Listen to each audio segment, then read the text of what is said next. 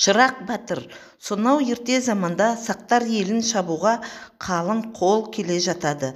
Сақтардың басы қосылып соғысқа дайындалып үлгермейді. Елін қорғап қалу үшін Шырақ батыр өз құлағын кесіп, киімдерін жыртып, жәбір көрген адамның кейпіне түсіп, жау әскерінің алдынан шығады. Маған менің елім зорлық пен қорлық көрсетті. Жүріңдер, мен сендерді солардың дәл үстінен түсірейін, кегімді қайтарып беріңдер деп ұсыныс жасайды.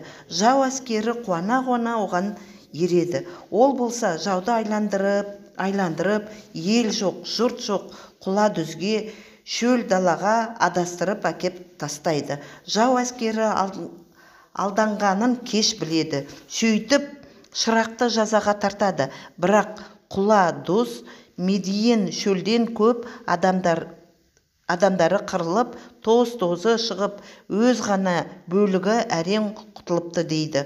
Өз жанын қиып, отанын қорғап қалған Шырақ батырдың ерлігі жайлы біле жүргеніміз жөн.